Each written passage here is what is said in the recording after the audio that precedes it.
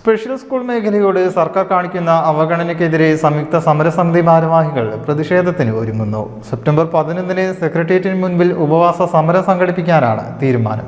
2023-24 സാമ്പത്തിക വർഷത്തെ പാക്കേജ് വിതരണം ചെയ്യാനായി ഇറക്കിയ ഉത്തരവിലെ അപാകതകൾ പരിഹരിക്കുക, ബഡ്സ് സ്കൂളുകളിലെ രജിസ്ട്രേഷനിലെ ഇരട്ടത്താപ്പ് നയം അവസാനിപ്പിക്കുക, 18 വയസ്സ് പൂർത്തിയായവർക്കുള്ള തൊഴിൽ പരിശീലന കേന്ദ്രങ്ങൾക്ക് ബജറ്റിൽ അനുവദിച്ച തുക അനുവദിക്കുക, കുടുംബ പെൻഷൻകാരുടെ വരുമാന പരിധി വർദ്ധിപ്പിക്കുക, ആശ്വാസകിരണം, നിരാമയ പദ്ധതികൾ നടപ്പാക്കുക തുടങ്ങിയ ആവശ്യങ്ങൾ ഉന്നയിച്ചാണ് സമരം. ആവശ്യങ്ങളിൽ പരിഹാരമായില്ലെങ്കിൽ തിരുവോണ ദിനത്തിൽ പട്ടിണി സമരം നടത്തുമെന്നും ഭാരവാഹികൾ മലപ്പുറത്ത് പറഞ്ഞു. കേന്ദ്ര ഗവൺമെന്റിന്റെ സഹായം കിട്ടുന്ന സ്ഥാപനങ്ങൾക്ക് 23 വയസ്സ് വരെയുള്ള കുട്ടികളെ ഇത്തരം സ്ഥാപനങ്ങളിൽ തുടരാൻ ശ്രമിക്കും. അറിയാതെ ഈ കുട്ടികളുടെ എല്ലാ കാലത്തും കുട്ടികൾ തന്നെ 40 വയസ്സായാലും കുട്ടികൾ തന്നെയാണ് നമ്മൾ അവരെ പറയാൻ പറ്റുള്ള അവരുടെ അവസ്ഥ അതാണ്. പക്ഷെ സംസ്ഥാന ഗവൺമെന്റ് 18 വയസ്സ് കഴിഞ്ഞ പിന്നെ കുട്ടികളെ സ്ഥാപനത്തിൽ നിർത്താൻ പറ്റില്ല. ഒരേ സംവിധാനത്തിൽ 2 തരം നയങ്ങൾ നടക്കാം. പിന്നെ ഈ സ്ഥാപനങ്ങളുടെ ഇപ്പൊ കഴിഞ്ഞ വർഷമൊക്കെ പാക്കേജ് തന്നെ സോഫ്റ്റ്വെയറിൽ വന്ന തകരാറ് മൂലം കുറെ സ്ഥാപനങ്ങൾക്ക് അർഹമായ തുക കിട്ടിയില്ല. ഒരു സ്ഥാപനത്തിന് 1 പൈസയും കിട്ടിയില്ല. ഈ കോഴിക്കോട് പൂനൂർ സ്നേഹത്തിൽ എന്ന സ്ഥാപനത്തിന് 100 വേണ്ട കുട്ടികളുടെ സ്ഥാപനമാണ്. വണ്ടൂർ ആശ്രയിക്ക് അവർക്ക് അർഹതയുള്ള പൈസയുടെ ഒരു 10 കിട്ടിയത്. ഇതൊക്കെ അവിടെ പരാതിയായിട്ട് പോയപ്പോ ഉദ്യോഗസ്ഥർ കൃത്യമായിട്ട് സമ്മതിച്ചു അത് സോഫ്റ്റ്വെയറിലെ തെറ്റാണ്. എന്നാൽ ആ തെറ്റ് തിരുത്താൻ വേണ്ടി 2023 മെയ്യിൽ ഇറങ്ങിയ ഉത്തരവാണ്. അന്ന് മുതൽ ആ ആഴ്ച മുതൽ ഞങ്ങൾ ഇതിന് ഇന്ന തെറ്റുകളുണ്ട്, ക്ലറിക്കൽ മിസ്റ്റേക്ക് വരെ ധാരാളമുണ്ട്, യോഗ്യത മാനദണ്ഡങ്ങളൊക്കെ. അപ്പൊ അത് തിരുത്താൻ വിദ്യാഭ്യാസ മന്ത്രി നമുക്ക് മീറ്റിംഗ് വിളിക്കാം.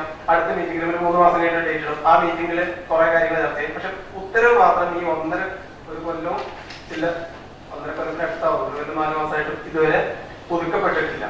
അതിനുള്ള തെറ്റുകൾ തിരുത്തിയിട്ടില്ല. ഈ വർഷം ഈ തെറ്റോട് കൂടി വീണ്ടും ഇത് പാക്കേജ് ക്ഷണിച്ചപ്പോ നമ്മൾ ഇതിന്റെ അപാകതകൾ തിരുത്തിയിട്ട് മതി.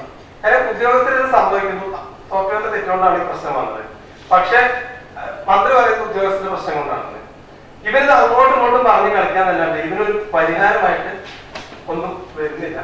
അപ്പൊ ഇനി നിവൃത്തികേടിന്റെ അങ്ങേ അറ്റത്തെത്തിയിട്ട് ഞങ്ങള് ഈ 11-ാം തീയതി സംസ്ഥാന ആസ്ഥാനത്ത് തിരുവനന്തപുരത്ത് സെക്രട്ടേറിയറ്റിന്റെ നടക്കില് 11-ാം തീയതി സൂചന ഉപവാസ സമരം നടത്തുകയാണ്.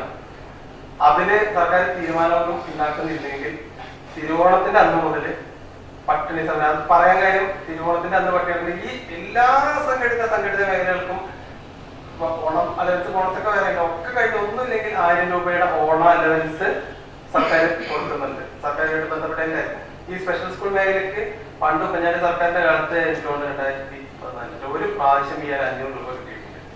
അതിനുശേഷം എല്ലാ പ്രാവശ്യം ഉത്തരവ് പറഞ്ഞു പൈസ കിട്ടുന്നത്. ഈ പൈസ ഇതുവരെ കിട്ടില്ല.